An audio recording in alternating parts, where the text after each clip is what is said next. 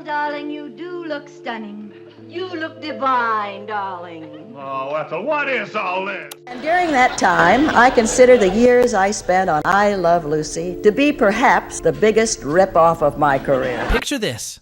America's most beloved TV show was actually a nightmare behind the scenes. The woman who made you laugh every week was secretly suffering in ways you can't imagine. Today, I'm going to tell you the real story of Vivian Vance, the actress who played Ethel Mertz on I Love Lucy. And I promise you, once you hear what really happened, you'll never watch those reruns the same way again. For over 70 years, Hollywood has been lying to us about I Love Lucy. They painted this perfect picture of friendship and fun, but the truth is so much darker. Vivian Vance showed up to work with bruises on her face. She was trapped in abusive marriages that nearly destroyed her. And when one of her co-stars died, she actually threw a party to celebrate. The entertainment industry buried these secrets for decades, but now the real story is finally coming out. Let me take you back to where it all began, because Vivian's journey is nothing like the fairy tale you've been told.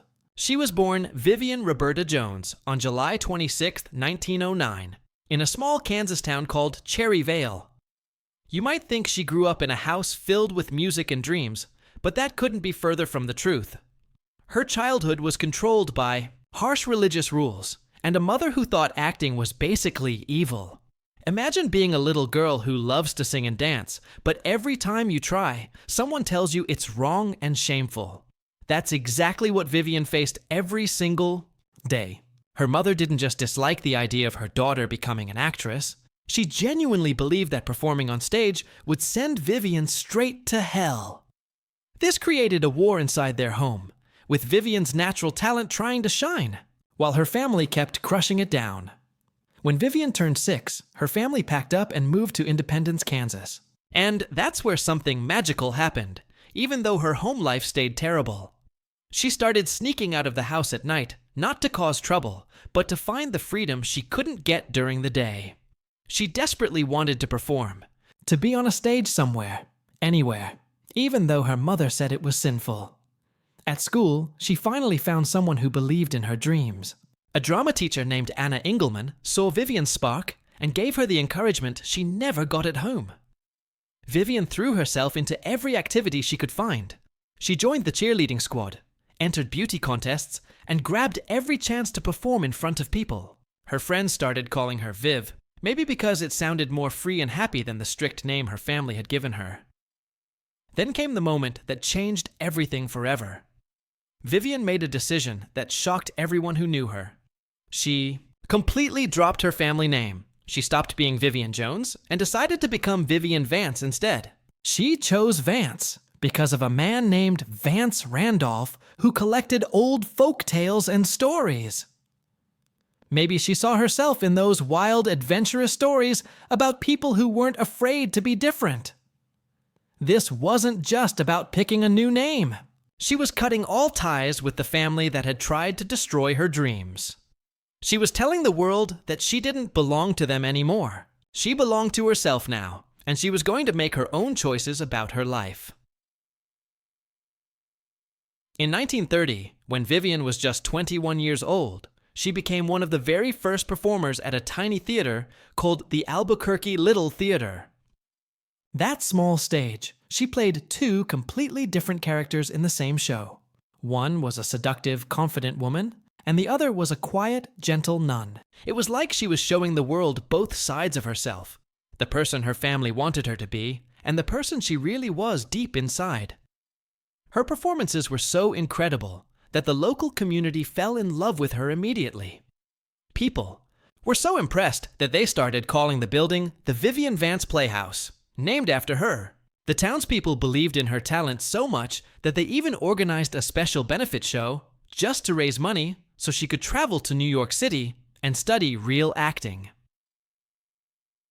With only $50 in her pocket and one suitcase full of hopes and dreams, she climbed onto a train headed for the biggest city in America. Everything her family had told her not to do was suddenly giving her a real chance at a future. But life in New York wasn't easy at all. She worked as a waitress during the day, serving food to customers while dreaming of being on stage. At night, she went to one audition after another, facing rejection over and over again. The word no became something she heard almost every day. Sometimes she had to skip meals just to save enough money for subway fare to get to her next audition. But no matter how hard things got, she refused to give up and go back home. Finally, in 1932, something wonderful happened. She landed a small role in the chorus of a Broadway musical called Music in the Air. It wasn't a starring role, but it was Broadway, and the show ran for 2 whole years. Slowly but surely, people in the theater world started to notice her. They saw how naturally she moved on stage, how she delivered her lines, and especially how funny she could be without even trying. The girl who had started as just another face in the chorus was becoming something much bigger. In 1937, she got an emergency phone call asking her to replace someone in a play called Hooray for What? She ended up performing over 200 times, and each performance made her more confident and skilled. This success led to her biggest stage role yet. In 1941, she starred in a hit musical called Let's Face It, performing alongside famous actors like Danny Kaye and Eve Arden. The show was a massive success, running for 547 performances. After years of struggle and rejection, Vivian had finally proven that she could be a real star. But success on stage didn't fix the problems in her personal life. In fact, things were getting worse behind the scenes. When she was just 19 years old, she had married a man named Joseph Danick Jr., hoping that marriage would help her escape her controlling family. It didn't work out that way at all. Joseph abandoned her after only 3 years, leaving her alone and heartbroken. Later, she married an actor named Philip Ober in 1941. This marriage lasted much longer, but it was far more painful than her first one. Philip couldn't handle the fact that his wife was becoming more successful than he was. His jealousy turned into something much darker and more dangerous. He started hitting her regularly and saying cruel things to make her feel worthless. The abuse got so bad that even Lucille Ball, who would later become her co-star and friend, witnessed it and spoke up about it. But by then, the damage to Vivian's spirit was already done. She was trapped in a cycle of violence and fear that would affect her for the rest of her life. In 1945, while she was traveling with a play called The Voice of the Turtle, everything came crashing down at once. Vivian had what people then called a nervous breakdown. She described it in simple terms, saying, "Let's face it, I cracked up." She felt like her mind was completely falling apart. All the pain from her difficult childhood, the pressure of trying to succeed in show business, and the abuse from her husband hit her at the same time. It was too much for anyone to handle. She started going to therapy and continued for years, slowly putting the broken pieces of herself back together. This terrible experience changed her in a way that actually made her more compassionate. She began visiting psychiatric hospitals, not as a famous person making appearances for publicity, but as someone who truly understood what those patients were going through. She didn't try to fix anyone or give them advice. She just sat with them and told them they weren't alone in their pain. After trying to make it in Hollywood movies, which didn't work out very well for her, something incredible happened in 1951. 42-year-old Vivian Vance was chosen to play Ethel Mertz in a brand new television show called I Love Lucy. And this is where one of the biggest lies in entertainment history begins. For decades and decades, people believed that Vivian had signed a weird contract that required her to gain weight just to make Lucille Ball look thinner and prettier by comparison. The story went that she had to gain exactly 15 pounds and was never allowed to be funnier than Lucy on screen. But here's the truth that will shock you. That contract never existed. Not even a little bit. Lucille Ball made up the whole thing as a joke at a party. She wrote down silly fake rules just to make her friends laugh, like gaining 5 pounds every week and never getting bigger laughs than the star. But somehow, people took this joke seriously, and believed it for years and years. The myth became so famous that it's still one of the most well-known stories about the show today. The real truth is much simpler and sadder. Vivian's weight went up and down naturally over the years, just like it does for most people. She was always trying different diets and worrying about how she looked. While Lucy might have wanted to be the most glamorous person on screen, there was never any official contract about weight or appearance. What most people don't realize is that Vivian wasn't some unknown actress when she got the Ethel role. She had been working on Broadway since the late 1920s and had even filled in for the legendary Ethel Merman in major productions. By the early 1940s, she was getting leading roles and was considered a serious, talented performer.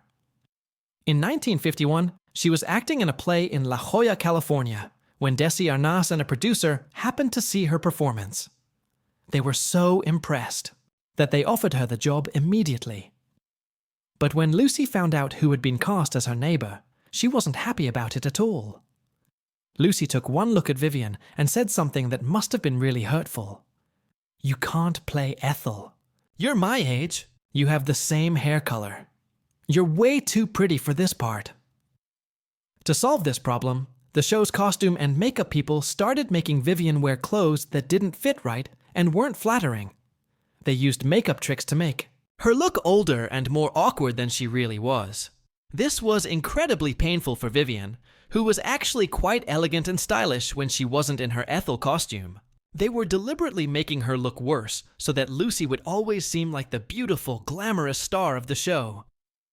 The first time Vivian met William Frawley, the man who would play her on-screen husband, Fred Mertz, she had no idea who he was or why he was there. She looked over at him and asked Desi, "Who's that old man over there?" When someone told her that he would be playing her husband on the show, she couldn't help but laugh and say he looked more like her grandfather than her husband. The problem was, Frawley heard every word she said. He never forgave her for that comment, and his hatred for her started from their very first meeting. He was 64 years old while she was only 39, but they were supposed to play a married couple. She felt embarrassed by this choice, and he felt insulted by her obvious disgust with the age difference. Their real-life dislike for each other actually became part of what made the show work so well. When Fred and Ethel argued on screen, you were seeing genuine tension between two people who really couldn't stand each other. But Vivian didn't just have problems with Frawley. She also had her difficult moments with Lucy herself. During one incident when Lucy was pregnant and feeling stressed, she snapped at Vivian for being late to a rehearsal. Instead of apologizing, Vivian shot back with something so sharp and clever that Lucy burst out laughing despite being angry. From that moment on, something clicked between them as comedy partners. They might have had real arguments and tensions, but they also created pure magic when they performed together on camera. In February 1954, Vivian made television history in a way that nobody had before. She became the very first woman ever to win an Emmy Award for Outstanding Supporting Actress. She won it for playing Ethel in 1953, and her victory actually created a brand new category in the Emmy Awards. It proved that supporting characters were just as important to a show's success as the main stars. Vivian was nominated for 3 more Emmys in the years that followed, but she never won again.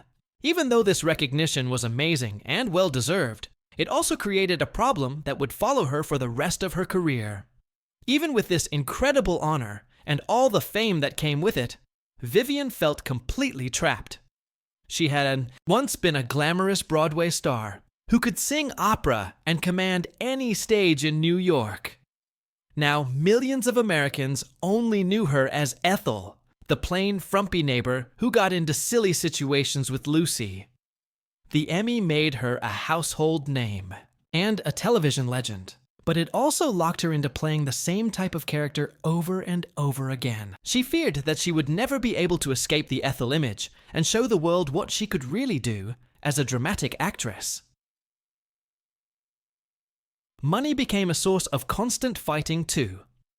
In the first season of the show, she was only making $280 per week, which was the same amount they were paying Frawley. But by the 6th season, her weekly salary had jumped to $7,500. This wasn't just luck or the producers being generous. It was because she had hired a tough agent who demanded better pay every single year. Back in the 1950s, it was very unusual for women to ask for more money or negotiate their contracts. Most actresses just took whatever they were offered and were grateful to have work at all. But Vivian knew how valuable she was to the show's success, and she wasn't afraid to fight for what she deserved. When she joined The Lucy Show in 1962, she made even bolder demands. She wanted her name featured prominently in the opening credits, better costumes that made her look attractive, and more input into how her character was written and developed. She had learned to stand up for herself in an industry that constantly tried to keep women quiet and grateful. One of the most beloved moments in I Love Lucy history happened during the 1952 Chocolate Factory episode. Lucy and Ethel were working on a conveyor belt, trying to wrap chocolates as they came down the line. The scene is hilarious because they start panicking when the chocolates begin moving faster and faster, and they end up stuffing chocolates in their mouths and clothes. Everyone who watches this scene bursts out laughing, but what happened behind the cameras wasn't funny at all. The conveyor belt machine kept breaking down and speeding up at random moments. This meant they had to film the scene over and over again, and each time, Vivian had to eat more and more chocolate. By the end of the filming day, she was completely sick to her stomach from eating so much chocolate. What looked like effortless comedy on television actually came at a real physical cost to the actress who was performing it. That same year, Lucy filmed another famous scene that became television history. The Vitameata Vegamin commercial sketch. In this scene, Lucy is supposed to be advertising a health tonic, but she gets drunk from the alcohol in it and starts slurring her words in a hilarious way. What most people don't know is that this wasn't just acting. The prop tonic they were using was real and contained 23% alcohol. The crew didn't realize just how strong it was when they mixed it up. Lucy had to take spoonful after spoonful of this alcoholic mixture for each take, and by the time they finished filming, she was actually drunk and could barely stand up straight. These stories show us how early television sometimes pushed actors to do things that weren't safe, just to get the perfect shot for the audience at home. By 1956, the incredible success of I Love Lucy had made Vivian famous around the world, but that fame came with some frightening downsides. She received thousands of letters from fans every single week. While many were sweet and supportive, others were genuinely scary and threatening. Some fans would follow her around in public, and she didn't have the kind of security protection that today's celebrities take for granted. She had to hire her own bodyguards just to feel safe walking down the street or going to the grocery store. The fame that brought her fortune and recognition also brought constant fear and anxiety. Television had made her feel like family to millions of strangers, and unfortunately, not all of them understood appropriate boundaries or limits. Meanwhile, the hatred between Vivian and Frawley kept getting worse with each passing year. By 1953, Frawley's drinking problem was completely out of control. He would show up to work drunk most of the time and had to keep his hands in his pockets during scenes to hide how badly they were shaking from alcohol withdrawal. He stopped listening to directors and would lock himself in his dressing room whenever someone tried to give him notes or criticism. Vivian reached her breaking point and couldn't work with him anymore. She demanded that they have completely separate dressing rooms and that they avoid each other as much as possible when they weren't filming scenes together. Desi Arnaz, who was not only Lucy's husband, but also the producer of the show, had to work constantly to keep both of them from quitting and destroying the entire production. In 1955, the studio made both actors an offer that should have been impossible to refuse. They wanted to create a spin-off show focused entirely on Fred and Ethel Mertz as the main characters. This could have made them both incredibly wealthy, and given Vivian the starring role she had always dreamed of having. Frawley agreed to do it immediately. He saw dollar signs and a chance to be the star of his own show. But Vivian said absolutely not. She refused to work with him for even one more day, no matter how much money they offered her, or how big the opportunity was. Her hatred for Frawley was stronger than her desire for fame, money, or career advancement. She chose her peace of mind over what could have been the biggest opportunity of her entire life. The depth of their mutual hatred became clear to everyone on March 3, 1966. That was the day William Frawley died of a heart attack while walking down Hollywood Boulevard. That evening, Vivian was at a dinner party with friends when someone came over and told her the news that her former co-star had died. She didn't cry or look shocked or sad. She didn't pause to think about their years working together or express any regret about their relationship. Instead, she immediately raised her glass high in the air and announced loudly, "Champagne for everyone!" It wasn't a joke or a moment of bad judgment. She was genuinely celebrating his death. She refused to attend his funeral service. She didn't send flowers or a sympathy card to his family. She didn't say a single kind word about him to reporters or friends, even after he was dead and couldn't hurt her anymore. Their feud, which had started back in 1951, with her comment about his age, only ended when one of them died. After I Love Lucy ended its original run, Vivian reunited with Lucille Ball for a new show called The Lucy Show, which started in 1962. But this time, their working relationship was completely different and much more difficult. Lucy had always been someone who wanted to control every tiny detail of the production, from the scripts to the costumes to how each scene was filmed. Now she was clashing with Vivian constantly over creative decisions. Both women were fighting for control and trying to make their voices heard. Vivian felt like she was being suffocated creatively and wasn't allowed to contribute her own ideas to the show. After 3 years of this constant tension and fighting, she made a decision that shocked everyone in Hollywood. In 1965, at the height of her second television success, she walked away from The Lucy Show completely. She wasn't just giving up a regular paycheck or walking away from a job. She was giving up financial security, nationwide fame, and her last real chance to change how the public saw her as an actress. In 1966, she tried to return to Broadway in a play written by Woody Allen called Don't Drink the Water. This was supposed to be her big comeback to serious theater, her chance to prove that she could handle dramatic roles and sophisticated comedy. Instead, it turned into a very public disaster that humiliated her in front of the entire theater world. She was fired during the early preview performances, before the play even officially opened to the public and critics.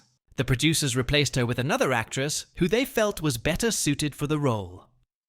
This failure happened in front of theater critics, fellow actors, and industry professionals who could influence her future career opportunities.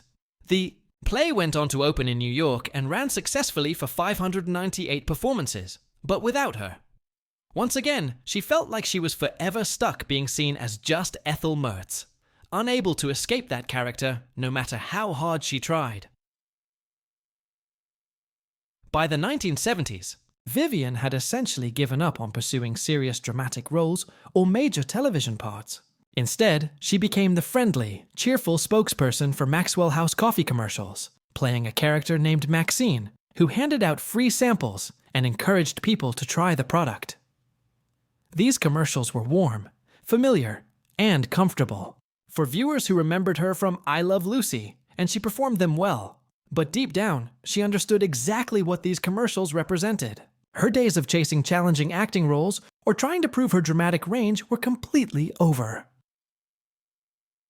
In 1977, something both beautiful and heartbreaking happened. Lucille Ball invited Vivian to participate in a one-time CBS television special called Lucy Calls the President. For most people watching at home, it seemed like a sweet reunion between two old friends who had entertained America for years. But what viewers at home had no way of knowing was that Vivian had suffered a stroke. During the filming of this special, she tried her absolute best to hide her medical condition from everyone on the set. On screen, she still managed to look and sound like the old Vivian that people remembered and loved. But the truth behind the cameras was much more tragic. She was seriously ill and struggling just to remember her lines. This special would turn out to be her second-to-last television appearance, though no one realized it at the time. Her final acting job came in a short-lived television series called Sam, which starred Mark Harmon. Behind the scenes of this show, she was fighting something far more serious than bad ratings. She had been diagnosed with breast cancer and had been battling it privately for several years. The truth about Vivian's personal life was filled with even more pain and trauma than most people could imagine. Her first marriage back in 1933 had been an absolute nightmare that she kept secret for decades. Her husband, Joseph Danek, was dangerously jealous and controlling, and just 2 years into their marriage, his abuse became so severe that she had to flee to a women's shelter to escape him. This was in the 1930s, when domestic violence was rarely talked about openly, and women had very few legal protections or resources.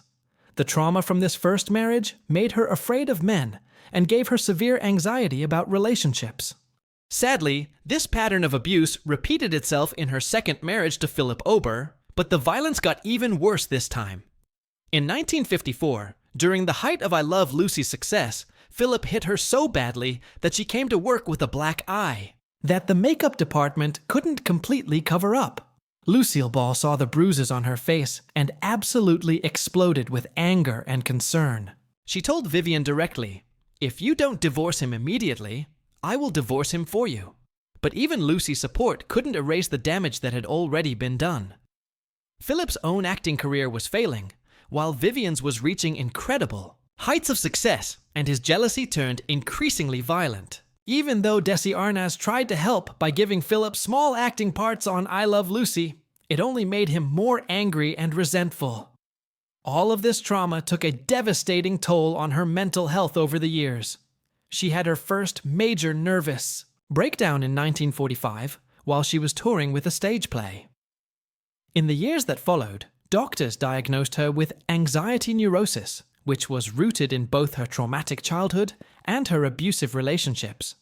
There are also reports of a second major breakdown in 1974, one so severe that it may have required electroshock therapy treatments. What is clear is that she battled serious mental illness for her entire adult life, long before people talked about these issues openly. But perhaps her deepest source of pain was something she rarely discussed with anyone. She desperately wanted to have children, but was never able to carry a pregnancy to term. She suffered a devastating miscarriage early in her marriage to Philip Ober, and after that tragedy, nothing she tried worked. Every failed attempt to get pregnant broke her heart a little more. Watching Lucille Ball raise her own children, Lucy and Desi Jr., made Vivian's pain even more intense. She loved those children like they were her own family, and tried to fill the emptiness in her heart by mentoring young actresses who were just starting their careers. But inside, she never stopped feeling like she had somehow failed as a woman. The inability to have children was a wound that never healed, no matter how successful her career became. In 1973, her fight against breast cancer officially began. She underwent a mastectomy, followed by rounds of chemotherapy, and later additional surgeries as the cancer spread to her bones. But true to her character, she refused to let people see her suffering. She kept up her public appearances and professional commitments as much as possible. Even her closest friends didn't realize just how serious her medical condition was until it was far too late. She never wanted anyone's pity or sympathy. She just wanted to live with dignity and strength until the end. Even something as simple as how she had to look on I Love, Lucy had been a source of daily suffering. In interviews from 1977, she revealed that she had been forced to stay heavier than she naturally wanted to be, just to make Lucy look thinner by comparison.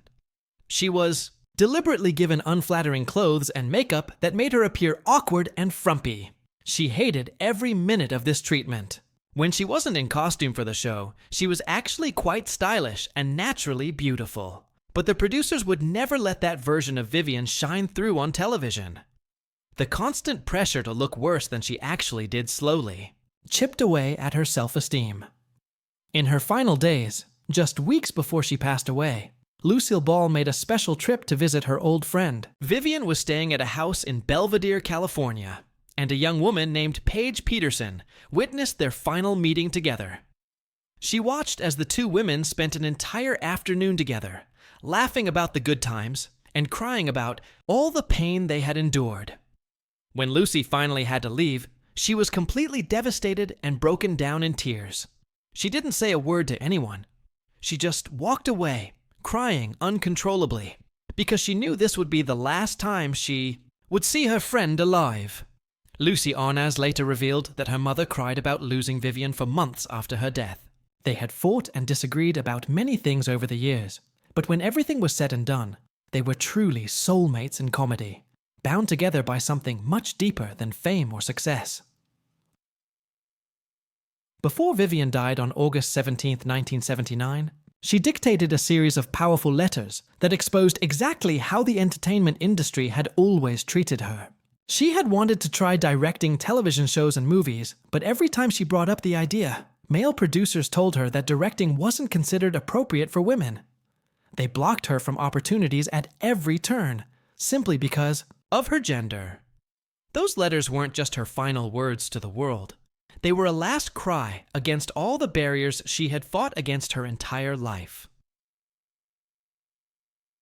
Vivian Vance's real story is nothing like the fairy tale version that Hollywood has been, selling us for decades. Behind all those laughs and that famous friendship with Lucy Ball was a woman who survived childhood trauma, domestic violence, mental illness, and a ruthless industry that tried to keep her in a tiny box. She won the first Emmy ever given to a supporting actress, but she was never allowed to become the leading lady she was meant to be.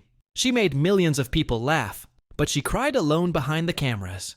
She created one of the most beloved characters in television history, but she paid for it with her health, happiness, and ultimately her life. The next time you watch an episode of I Love Lucy and see Ethel Mertz getting into trouble with her neighbor, remember that you're looking at one of the most talented and resilient women who ever lived. Remember that her real story was hidden from you for decades, buried under lies and myths that the industry created to protect its own image. If this story opened your eyes to the truth behind one of television's greatest shows, then please hit that like button and share this video with everyone you know. Subscribe to our channel because we're committed to telling the real stories behind Hollywood's glitter and glamour. The stories they don't want you to hear. The truth that's been hidden for far too long. Vivian Vance's voice was silenced for decades, but today we're making sure it's finally heard.